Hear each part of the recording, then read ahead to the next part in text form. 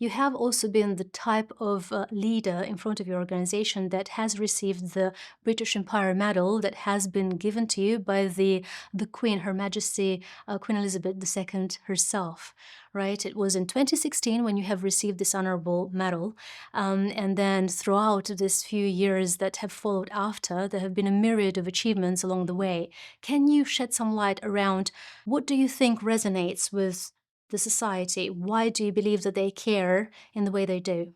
I never deviated from our vision and mission. And when you set up the example, build this bridge of integrity, transparency, and do what we say we're doing, they build a relationship, a trust. And that trust somehow has its own voice. Hello everyone, very happy to introduce you today to a new topic, the topic of volunteering and how it can change the lives of many. And not only will it be helpful for your CV, your background, to show that you are the one who cares, you are the one who puts that extra value, benefit into the community, into the society, in order to be able to develop a thing, a cause, a natural value for people around you.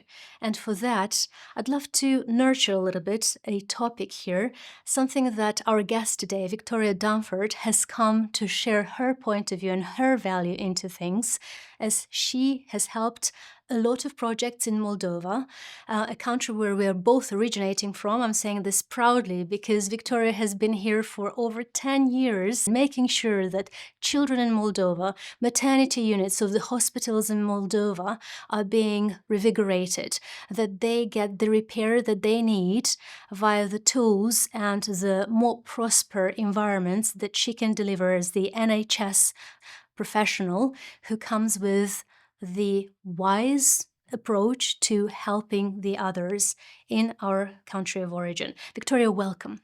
Thank you very much, and thank you for the opportunity to share my story. Absolutely, and I believe that the story is the key element into this, because you couldn't have made it happen if you didn't have that element of belief, if you didn't have that care that I think it's written all across your posture, and it comes with a lot of effort. And the way you've done that is by involving the societies from the UK who care as well for what happens outside of their own country. Let's hear a little bit, starting from the very beginning. What are some of the 3 words that characterize someone of your value? Can you describe yourself, please? Mad, probably, because it's not just because mad age is making a difference, but over the years we have proven that we became quite mad to undertake the challenges and the projects we undertook. Determined will be another word will characterize and passionate about what I'm doing. So anything, doesn't matter if it's home or it's in my work or it's in my mission, I'm very passionate about what I'm doing. And if I start something which I think it needs to be done, but I'm not passionate, then never happens. Thank you so much for the answer. I can definitely see it through, and the fact that, through your mission and vision, you have made a lot of these projects happen. We've just discussed before the interview today that a lot of the projects that are being done in both countries are the ones that you've initiated out of pure belief that things can be done. And at the time, you might not have had the support that you have at the moment, and yet this has not stopped you from making things happen. How do you do that? Can you shed some light where this idea originated from? What was your mission at the very beginning, to which I know you have stayed true over the years, against the temptations that many are facing still? And yet, where have you come from with the idea that stemmed from, and what is it, the mission of it being now? I was probably lucky to found this mission in very early stage of my life, I think. It was a stage when I never had experience, never had money, never had any kind of knowledge. All I wanted is to transfer 30 beds, which the NHS here would have thrown them away. And they were like new. And I knew the beds, like rusty beds in Moldova hospitals, where the wires are sticking from the mattresses, and that was reality. So I thought, how wonderful it would be to transfer these 30 beds, make a ward in Moldova where my mom can be a patient, and change one ward in a one hospital. I never realized that this mission will snowball and will go where it is. But speaking about volunteers, I was very, very lucky to have the first 3 trustees who joined the mission of Mandate and still on the board now, 12 years later, as volunteers. So those were my first 3 volunteers, a professional, let's say, British people who joined my mission and they believed in what I wanted to do. And plus my husband, obviously. That's highly inspirational because when you think about where you've been at the very beginning of your journey and what has happened throughout this journey, you have also been the type of leader in front of your organization that has received the British Empire Medal that has been given to you by the Queen, Her Majesty Queen Elizabeth II herself. Right? It was in 2016 when you have received this honorable medal. And then throughout these few years that have followed after, there have been a myriad of achievements along the way. Can you shed some light around what has helped you get this visibility? Because it was also the BBC that has talked about your project not only once. It's been a lot of other media that has been visualizing and helping get the message through, not only in the UK but also in Moldova. What do you think resonates with the society? Why do you believe that they care in the way they do? I think because we followed our mission. As I said, as we spoke before, I never deviated from our vision and mission. And when you set up the examples, when you are building on integrity, we come from Moldova. I knew exactly what the British donor were expecting, and I knew exactly which country we're coming from. So build this bridge of integrity, transparency, and do what we say we're doing. They build a relationship, a trust, and that trust somehow has its own voice. So I never expected all the awards I received. I never worked for them. And I believe strongly that if you work to get the awards, you never get them. This is how I believe. I think if you work for your mission and vision, those come alongside. Obviously, it was an honor when I received the British Empire Medal, but again, it's because we worked very closely with Moldova Embassy in Moldova. We worked very closely with different alongside the governments, alongside the international organization, to make the most impact in people's lives. I believe in partnership. I believe in collaboration. I don't think we work for Victoria to get a medal or we work for Mandate to get recognized. We work for the people we are serving for.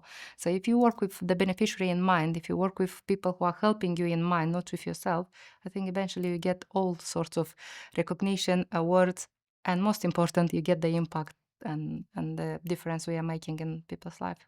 Thank you so much for shedding the light into this, Victoria. If I was to make a step back and put myself in the position of an observer that we've discussed most recently, I would say that getting alongside you people from the private corporate sector to support you is probably a very hard stepping stone into the journey, because ultimately you need to make the mission very clear. They need to be able to believe in this in order to supply you with the funds that you need ultimately. And then as part of this second fold of the question that I have for you at the moment is looking into this as your achievement, being able to get them alongside you to believe in the cause and then to supply for you the funds. Can you tell me what were some of the key accomplishments you've reached along the way, and how are you now leading your strategy into the 1,000 donors that would be able to then supply you the funds as a £1 a month type of support? Can you let me know what's needed to be achieved yet as well? Yeah, so when we started recycling the equipment from UK to send it abroad, Moldova obviously was the most important country we are sending it, but we've done in the past to Romania, most recently to Ukraine. But to recycle this medical equipment, we are saving the landfill, we are helping the environment, and we are making impact of people who cannot afford this kind of facilities. So as UK and as a taxpayer, I used to be frustrating what kind of equipment we are taking away. As a Moldovan, obviously, I was happy for this equipment that ends up in Moldova. But then we realized it's a win-win situation, because as a British citizen, you want to go in hospital and have more top facilities, and the innovation will develop if you take the old one away. Yes. And in Moldova, they will get another 10 years life of this kind of equipment. And we save the landfill, we save the environment, we recycle, and we making a circular economy in one way. And by delivering this kind of equipment, we are pretty unique. And then we delivered a lot of wheelchairs, and we saw so many children isolated and they are so clever with no education, no inclusion, no education. So we developed a center for them. So we have a unique center with services in Moldova for disabled children, for elderly as a placement, Excellent. with a hydrotherapy pool. So this complex, it's unique in Eastern Europe and not only, and we had some British officials coming and our donors and seeing these facilities in Moldova, and now they asking me to bring the concept back to UK because we done the Center for Disabled Children without thinking that based on donation. So I realized one day if I die, the center may die. So I developed a social enterprise, which is a care home, very like a model for the country. Moldova doesn't have any more care homes like this, but it's a social enterprise. So it's for cost and the money to support the Phoenix Center for day center. So it becomes sustainable. What I didn't realize that the connection between disabled children and elderly is so powerful that puts another value to the Phoenix. So that's why the Phoenix complex is really unique. And then developing the healthcare, donating them equipment is one thing, but giving them training and infrastructure, like changing all the electricity, everything, to renovate them on UK standards is another thing. So we started rolling this kind of program. So if we have, my dream is, as you know, is to have 100,000 donors who donate £1 a month. And with this money, we can refurbish one ward which will save 800 children's lives every single year for a decade to come. So the impact is not for one child, it's not for one day, but it's for so many years to come. And this is what 𝗪𝗏 is different, I think, because we are looking on long-term impact with a very little money. So to make the funds last as long as possible and help as many children as possible. Thank you so much for the answer, Victoria. It really helps understand the amplitude of your project, the size of the mission as well. And when you're talking about the long-term gain for the beneficiaries who are multiplying because the needs are there, they're not going away. And it's the case of trying to be aware of what's happening, but also trying to source for them the necessary equipment. And can you please, for those ones who might not know all of the context or all of the background that we are a little bit more familiar with coming from the same country, Moldova, can you let our audience know about what it is like to be born and raised in a country such as Moldova, where there are not always a lot of equipment that are fit for purpose, where mothers are exposed to facilities that are already outdated. How has that helped you frame the story to make the others acknowledge that the need is probably that high, the deplorable state where they're in? To be honest, yes, I'm coming from Moldova, you coming from Moldova, but probably none of us knew how deep the problem is until you actually go in the system and start working in that kind of environment. The renovation we've done in a newborn surgery ward is the only ward in the entire country on a main children's hospital, equivalent with Osmond Hospital in London. So it's the main children's hospital for the entire country. The only ward, no private hospital has this kind of facility to do surgery on newborns. So they do surgeries on 600 grams baby, on 1 kilogram baby, the children who were born with some kind of conditions. And we delivered there some equipment and the tiles were falling from the wall on mother's head, on baby's head. That was a shocking reality. You walk in and you don't think, and as my husband said, it's like a Second World War in UK were better. And originally I said to him, oh no, you English, you are spoiled. But over the years, I realized that that is the truth. And then you realize you can't just take the tiles off and put new tiles and look nice and look shiny, because probably will look nice and shiny for a little while. But the electricity behind, the pipes behind, those is where actually danger is. And we had many cases where the fire started in hospitals just because the electricity is so dated and so old. And we had good hospitals in the 80s, in 70s, but now they're so much outdated because there's no infrastructure. And I don't think it's Moldova country fault. I don't think it's a state fault. I don't find the fault in someone. I think it's all of us collectively.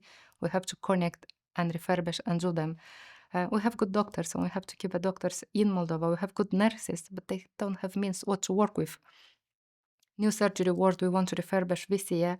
Next one, the doctors was saying to me, until a few years ago, they had to use the construction tools for the surgeries because I never had the medical tools. Because normally a medical drill is a drill, but it's a medical drill. And Yep. a construction drill is also a drill, but it's different between those two.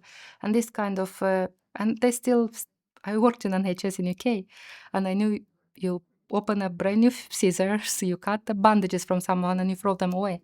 Yep. And it's unbelievable. In Moldova, they still have to sterilize most of the things, so they don't have this luxury with things to be. And it's many cases of infection and aftermaths of a bad conditions. But we can make a change, we can make a difference, and this is what we're doing. See, that's what I find highly enlightening.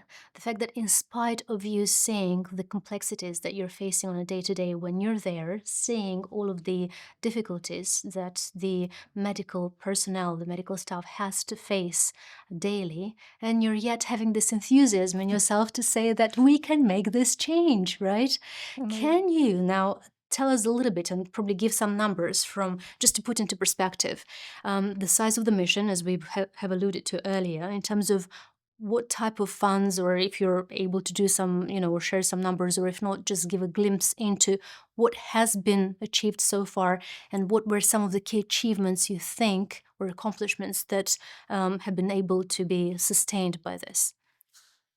Yes, over the years we invested over 6-7 million pounds into Moldova.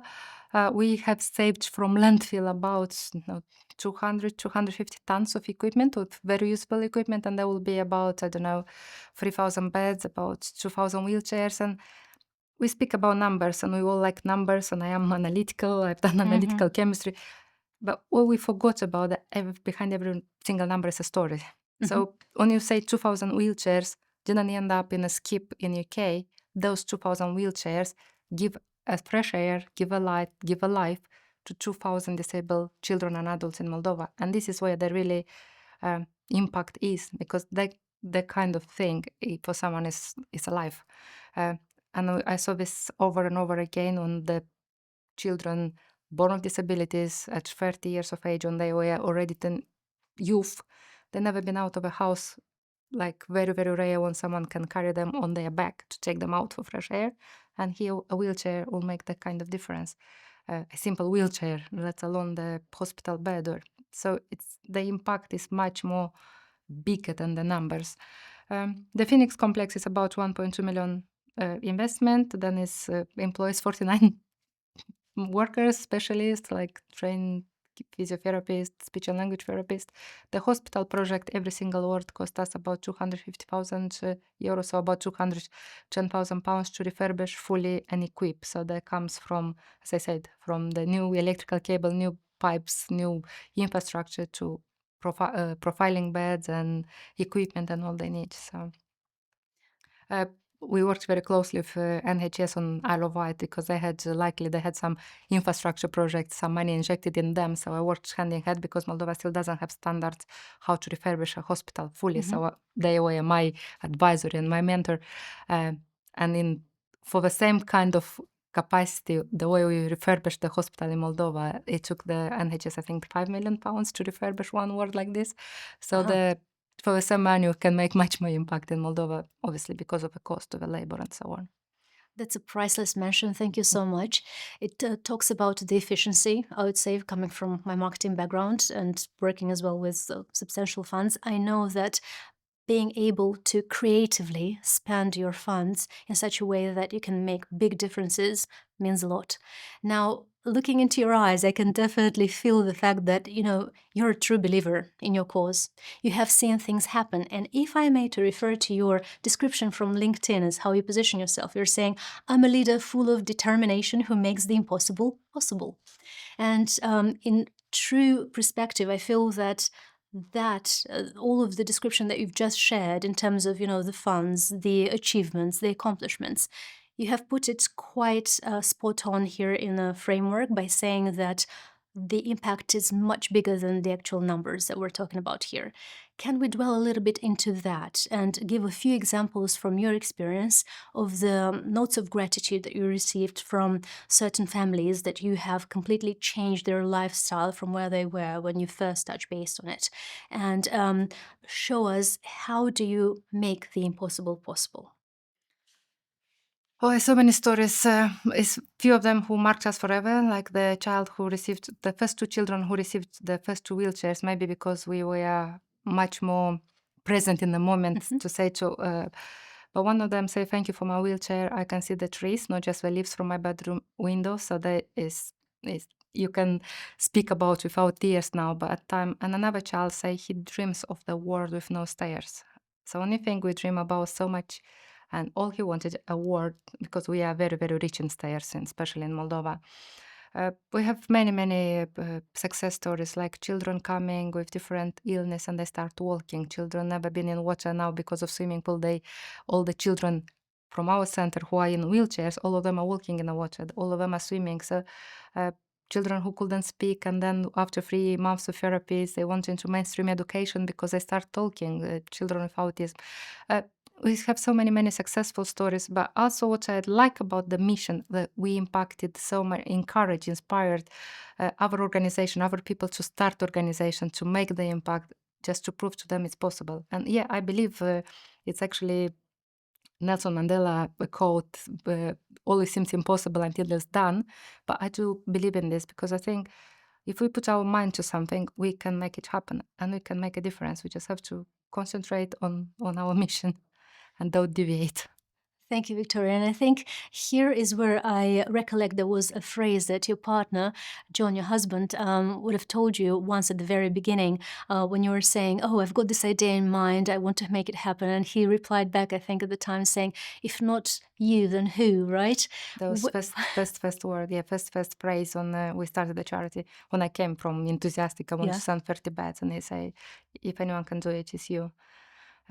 And then when we we first struck in Moldova, and we visited the hospitals in a very dire condition, the care homes, and he said, "We stop."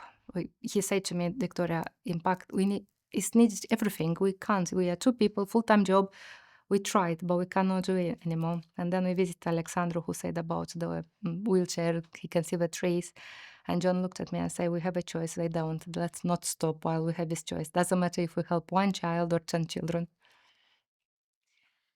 Sorry, I'm very passionate and I can't stop talking about this. Tell me about it. No, I feel like we're only scratching the surface, if anything, with the, and I, it's inspirational to start with. You can tell that I'm already, tapping into trying to feel what you had to deal with simply by looking at the complexities that you were facing at the time. What I'm curious about, and, sometimes it's the case of complacency. I'll tell you what I'm coming from, or where I'm coming from with this. When I refer to complacency and the comfort of living in your bubble, right? We are all, I suppose, to a degree prone to that. Probably that's why at the very beginning, when you've seen the complexities and you've seen that you're only, dropping a tiny spot in the ocean, and the ocean is as big as it is, so what can be changed, right, with tiny steps out there, and yet you haven't given up. To me, it's the case of how do we make more of the people in the society become close to the traits, behavioral traits that you exhibit, so that they can renounce the comfort bubble and try and do a little bit more of the voluntary work, or something that they could then be proud about in their lifetime and say, "Hey, aside from me living in my day-to-day bubble, I've actually been able to contribute to something really big." What do you think needs to happen in the mindset of people to help them follow that? First of all, I think education is Mhm. the base on everything, and I'm not talking about universities or colleges, but actually the inspiring people too. And the second thing, what I believe is changing people's mind, and I saw this over the years, is setting the example correctly. So Mhm. while once you set the example, it's hard, and I'm still working on that, to acknowledge and to get into people's mindset that 1 hour of volunteer is so much powerful for an organization. £1 a month is so much powerful. It doesn't, because a lot of people don't donate £1 because they feel embarrassed or ashamed because it's not enough or it's not a lot. But actually, for any organization, £1 a month from a lot of people is so powerful, because you can make an impact.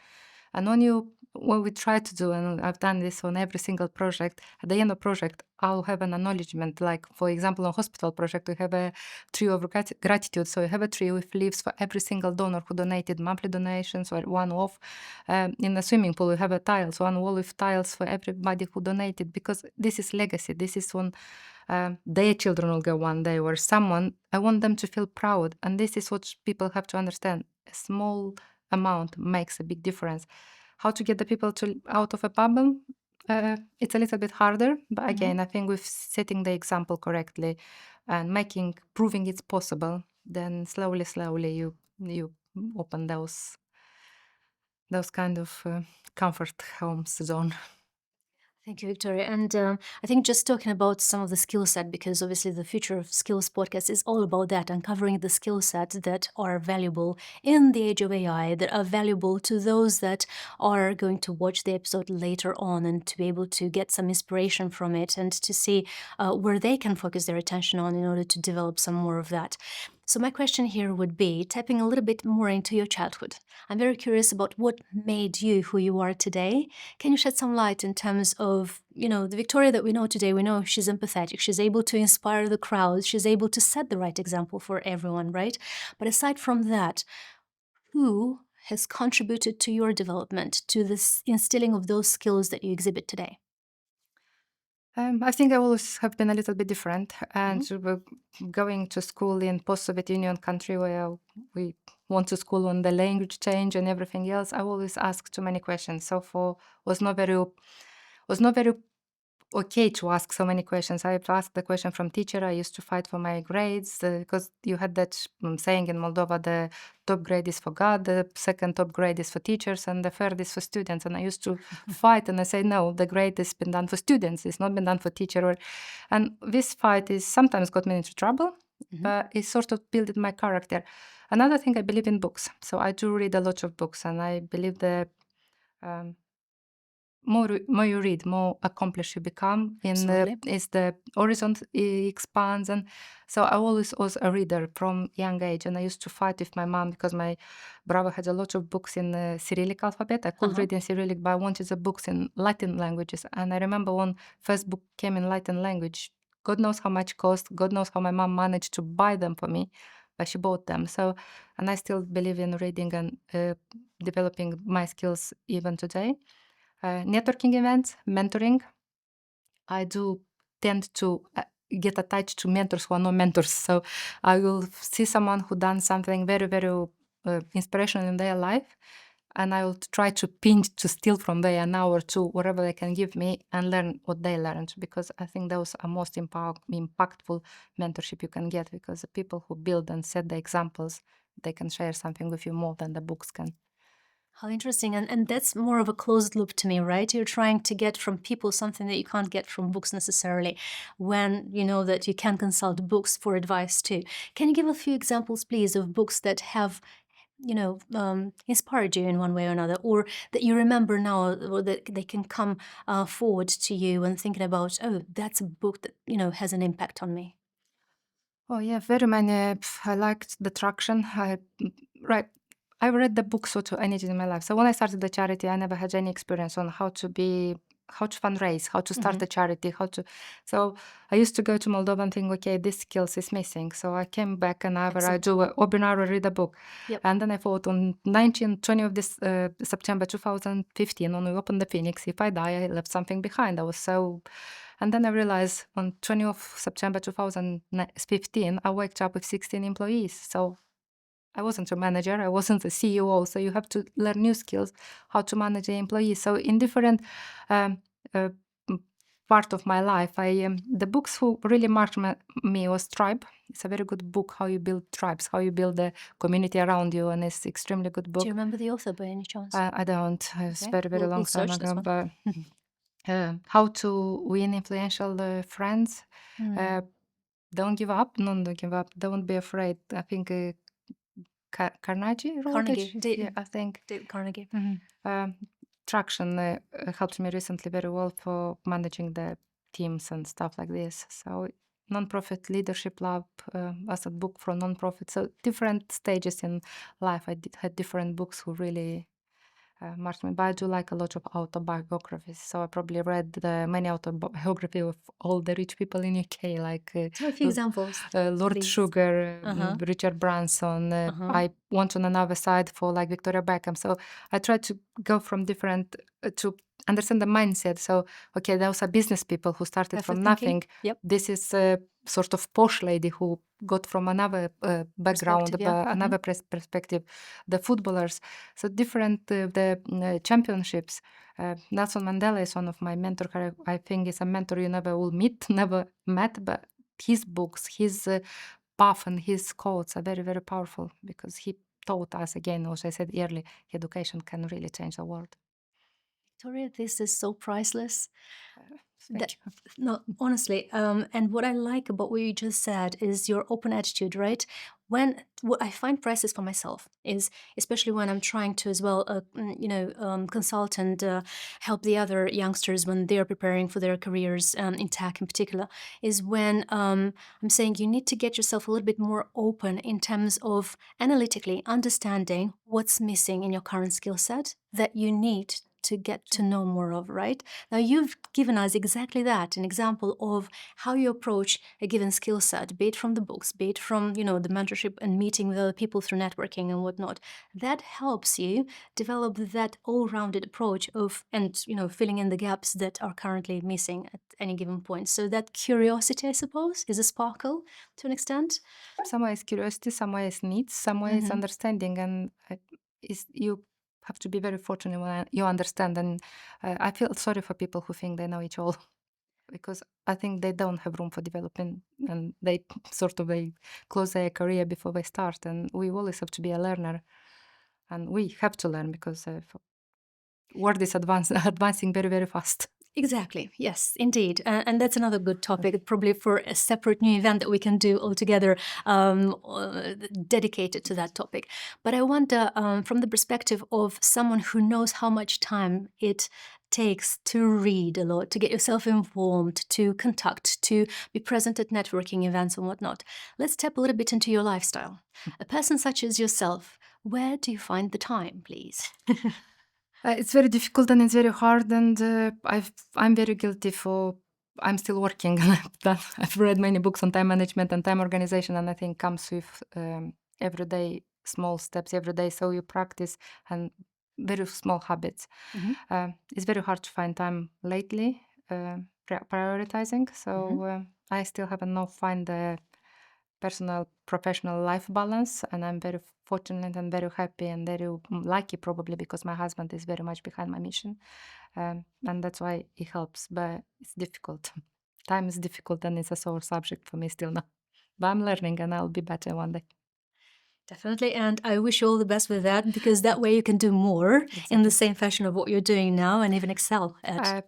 Recently I decided that I will start thinking, how can I buy time? And people say, oh, you cannot buy time, you always know how much money you got, you never know how much time you've got. And that's why I put so much appreciation for volunteers time, because they give more than money. You can know how much you give time is, but in the same time we can buy time. So the things what some other people are best at, it's either you invite them to volunteer or you buy a time to help you. So this is how slowly I'll go to gain time by outsourcing some. So that's delegation, isn't it? Trying to figure out who else can help you with the mission that you still need to build, and that's definitely portraying a good light into what your day-to-day is looking like at the moment, right? Because there's never enough time to do everything that you've got in your pipeline, but it's good to know that the pipeline is there and is that big. So tell me, please, now going back into your mission of the 100,000 donors a month that would donate £1 a month as the vision for the project as well. What are some of the key accomplishments you'd like to be reached with that funding? So basically, the biggest vision, as I said, vision and mission of 𝗪𝗏 never change. We just expanded, and projects are more concrete and more powerful. So in my ideal world, by 2030, we will have Phoenix South and Phoenix Center. So we have Phoenix North. So we have Phoenix South and Phoenix Center. So we can help like set a model, so hopefully after 3 of them, then someone else will copy the model. Yep. And I would like to be able to have all 5 strategical hospitals of Moldova fully refurbished. So no one word, not 2 words, but fully refurbishment. And this is the Mother and Child Hospital, which is, as I said, the biggest hospital in Moldova. The oncological hospital is the only one in entire Moldova. The Republican one, which is the same as Mother and Child, just for adults. The South Cahul and Belts in North. So it's 5 strategic hospitals in Moldova. I would like to see them on UK style, so to look like in UK. That will be my dream, my vision, and you can make it happen. You can join alongside and be proud of it. Absolutely. And I look forward to see that happening, Victoria. And with your drive and, with the determination and with, the scope of growing the volunteering team alongside you, I'm sure that that can be a cause that many can align to.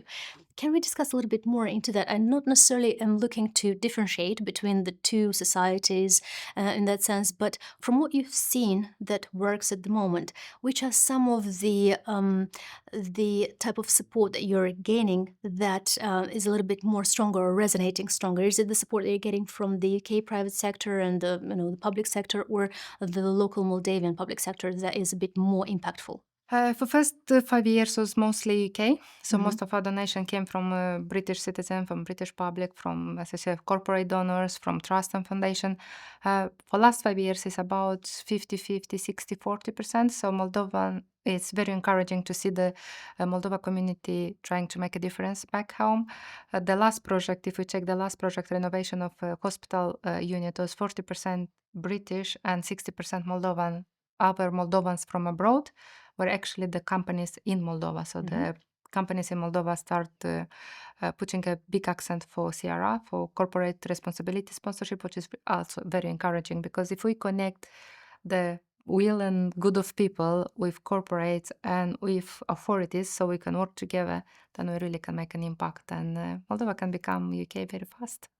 See, that's definitely a story where many could see a lot of inspiration coming from, in terms of you've got this, visualized a picture, right? So it's a case of helping the others to see that too.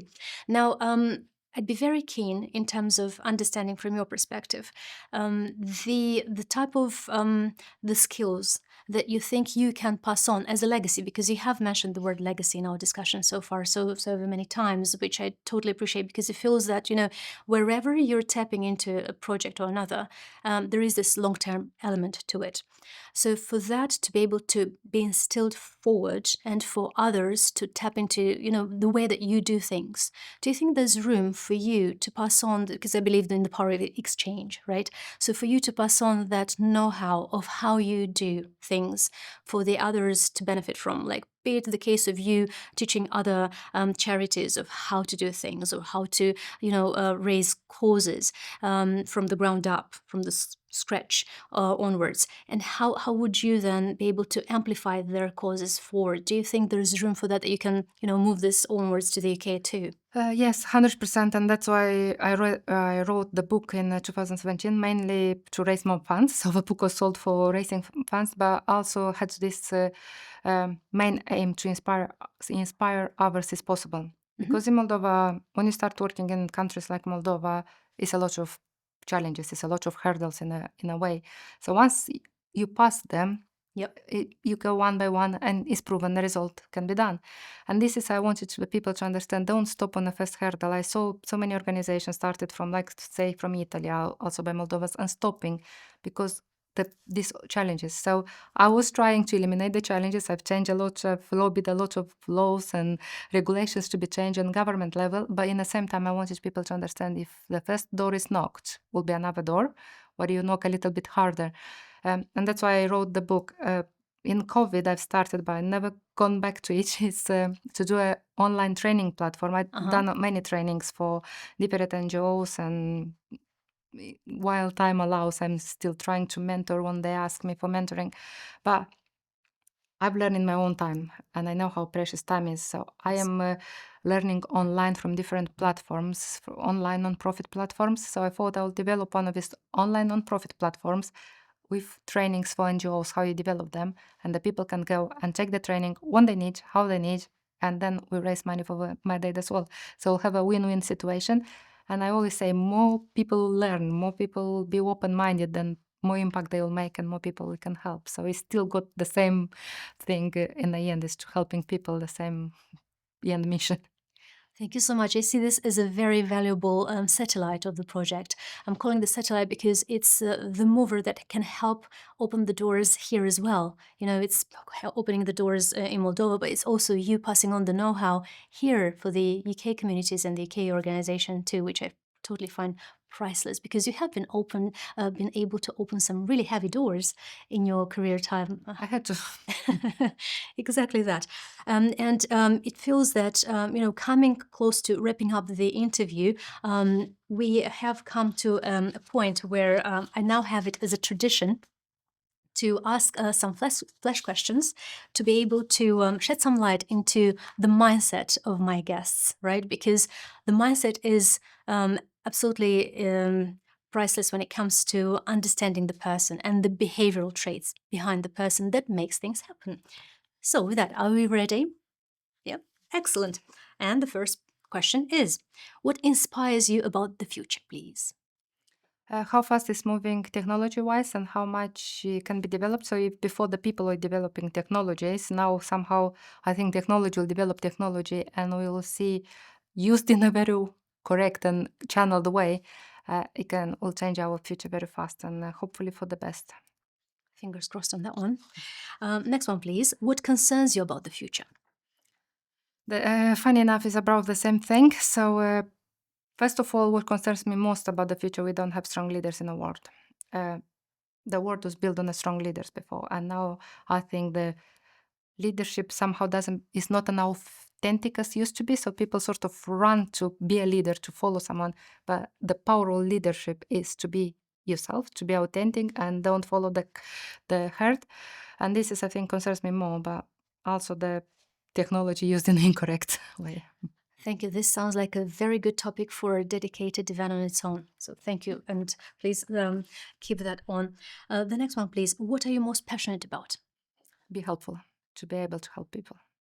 Thank you. There was actually a book that Arnold Schwarzenegger has released most recently by saying, be useful. So it's very much in line with what you were saying. Another one, please. You are most scared of? Losing people close to me. Thank you. Skills for life or skills for growth?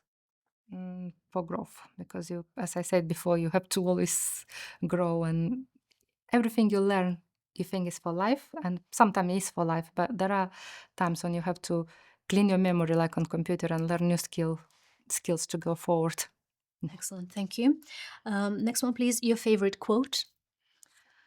As I say, it was now Winston Churchill, everything seems impossible until it's done, and I like very much one, and I try to inspire others to follow this quote from Jim Rohn, who says, don't wish that times were easy, wish you was more skillful and more strong to face the times are coming. And once you learn this quote, I think you don't worry about anymore. Everything happens around us, because at the moment there's a lot of changes in the world around us, and I think they have been before. We just need to become prepared and face them with new skills, new strength. Sounds like it's very much in line with the mission of the podcast as well, the future of skills. So thank you for that. If there would be one thing you would like to change, what would that be? Get rid of hate and jealousy in the world, because I think this is really stopping people from, first of all, people who hate someone is stopping them from developing their own things.